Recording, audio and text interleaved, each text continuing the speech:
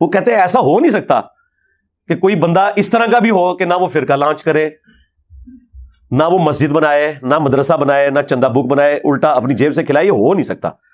میں بھی ویسے آپ کے ساتھ ایگری کرتا ہوں، ایسا ہو نہیں سکتا، لیکن ہو گیا جائے. ہاں اور اینڈ رزلٹ آپ کے سامنے ہے. نہیں آگے چل کے دیکھیں گے وہ کتنا آگے ٹرنا ہے یار. 14 سال ہو گئے نے. نہیں آلے تو دیکھو نا، پتہ نہیں کیا کرے آگے جا کے. یہ پوری زندگی ان کے بڑے علماء مولانا مودودی رحمہ اللہ تعالی کو کیا کیا گالیاں دیتے رہے، یہاں تک کہا کہ ان قریب اس نے دعوی نبوت کر دینا. نعوذ باللہ. مودودی صاحب کے اسٹوڈنٹس ان کو کہتے تھے سر کوئی جواب دیں. انہوں نے کہا کہ میں دعوی نبوت کیے بغیر دنیا سے چلا جاؤں گا اور مر کے انہیں جواب دوں گا. اللہ اکبر. سرکار آج مولانا مودودی رحمہ اللہ کو 44 سال ہو چکے ہیں آلموسٹ دنیا سے گئے ہوئے. 1979 میں ان کی ڈیتھ ہوئی تھی. ان 44 سالوں میں تمام مکاتب فکر کا کوئی ایک حق گو عالم بھی پیدا نہیں ہوا جس نے اپنے ان بڑے بزرگوں کے گناہوں کی معافی عوام سے مانگی ہو جو مودودی صاحب کے اوپر یہ جھوٹا الزام لگاتے تھے کہ یہ دعوی نبوت کر کے مرے گا. کم از کم اتنی حیا تو کر لیتے. توفیق ہی نہیں ہوئی. اللہ کی طرف سے توفیق نہیں ملی نا. یہ اس بات کا ثبوت ہے کہ اللہ تعالیٰ نے اس پورے کے پورے طبقے سے ہی اپنا ہاتھ اٹھا لیا ہوا ہے، ورنہ انہیں توفیق ملتی نا. اب تو پریکٹیکلی ثابت ہو گیا نا، لیکن نہیں. اور دوسری طرف مودودی صاحب کو اللہ نے کیا عزت دی ہے؟ اللہ نے انہیں ڈاکٹر اسرار جیسا ایک روحانی بیٹا دیا. ٹھیک ہے جی، جن کے ذریعے وہ کام جو انہوں نے کتابی شکل میں تفہیم القرآن کی شکل میں کیا تھا، بیان القرآن کے ذریعے ویڈیوز کی فارم میں پوری دنیا کے اندر قرآن کی تفسیر پہنچی.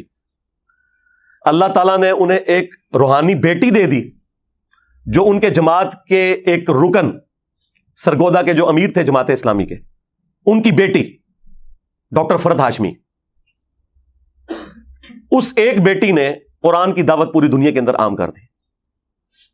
تو مودودی صاحب کا فیض تو ماشاءاللہ دنیا میں نظر آ رہا ہے. مجھے تو کسی پرانے بزرگ کا بھی فیض نظر نہیں آ رہا اس فارم کے اندر جو اس طریقے سے مودودی صاحب کا.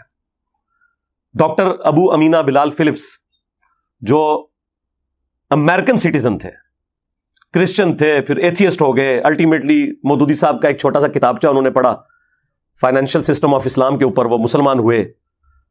پھر وہ سعودی عرب آئے، عربی میں ڈپلومہ کیا، پھر پی ایچ ڈی کی حدیث کی فیلڈ میں.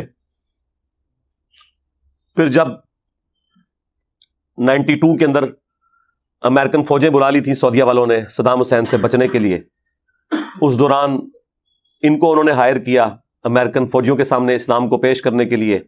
کتنے لوگ مسلمان ہوئے، ہزاروں امریکن مسلمان ہو چکے ہیں ابو امینہ بلال فلپس کی دعوت کی وجہ سے. اور وہ خود مسلمان ہوا ہے مودودی صاحب کو دیکھ کے نہیں، سن کے نہیں، ان کی ایک تحریر پڑھ کے.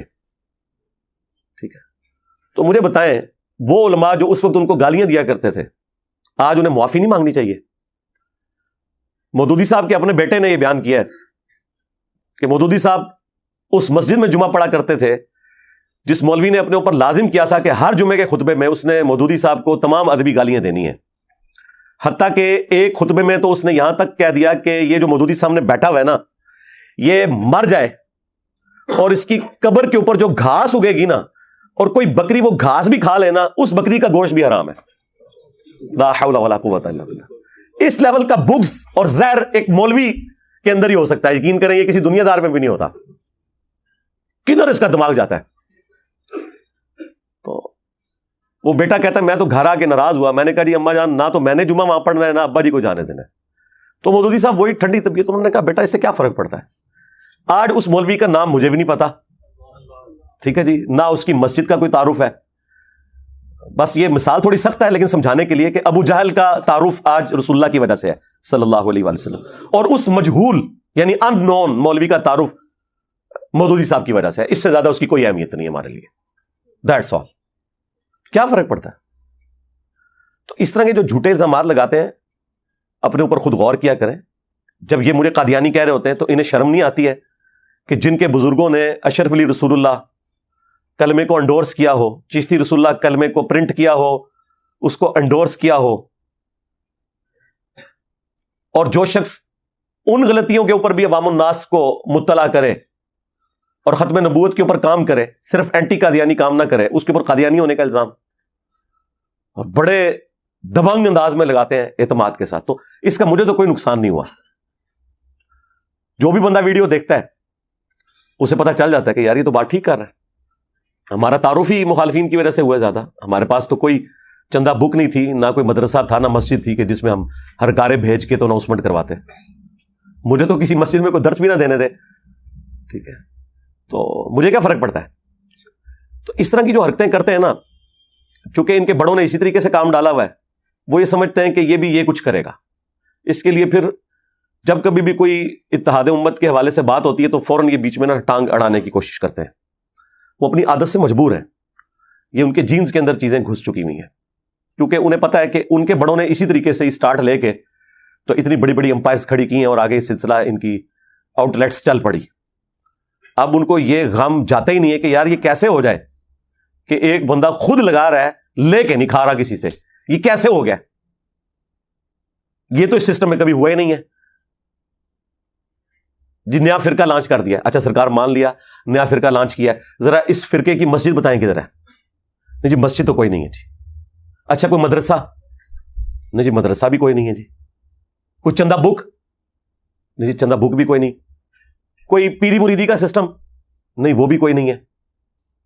تو یار یہی کچھ ہی ہوتا ہے نا یار کسی فرقے کو لانچ کرنے کے لیے. اچھا کوئی ٹیکسٹ بک جس میں یہ بتایا گیا ہو کہ باقی سارے فرقے جہنم میں جائیں گے اور یہ جنت میں جائے گا؟ نہیں وہ تو کہتا ہے سارے ہی جنت میں جائیں گے اپنے اپنے عذابات کو بھگت کے. اچھا اس نے کوئی فتویٰ دیا ہو کہ فلاں کے پیچھے نماز ہوتی ہے فلاں کے پیچھے نہیں وہ تو یہ کہتا ہے کہ ساروں کے پیچھے ہو جاتی ہے. تو ماموں پارٹی، ہاں اس سے بہتر کوئی ادبی طریقہ ہی نہیں ہے تمہیں مخاطب کرنے کا. اتنی باطل تعویلات وہی لوگ کر سکتے ہیں کہ جن کی نسبت ان لوگوں کے ساتھ ہو. تو ماموں پارٹی جب کوئی بھی نٹوریس چیز موجود نہیں اس بندے میں، پھر جان بوجھ کے اسے اسی کیٹیگری میں فال کروا رہے ہو جس گند کے اندر تمہارے بڑے رہے ہیں. تو شیم آن یو. اس سے زیادہ میں کیا کہوں گا. اور پھر دیکھیں آپس میں ان کا اتفاق اور اتحاد ہمارے اس پلیٹ فارم کی برکت سے کیسا ہوا ہے کہ کچھ عرصہ پہلے تو حسام الحرمین اور المہند اور البریلویہ، ان کتابوں کو آپ دیکھیں یہ ایک دوسرے کو اسلام سے باہر نکالے ہوئے تھے. اعلیٰ حضرت نے لکھا کہ ان کے کفر میں شک کرنے والا بھی کافر ہے. حسام الحرمین میں دیوبند کے بارے میں، اہل حدیث کے بارے میں چوتھا فرقہ وہابیہ شیطانیہ. دیکھیں ذرا کیسے کیسے نام رکھتے ہیں.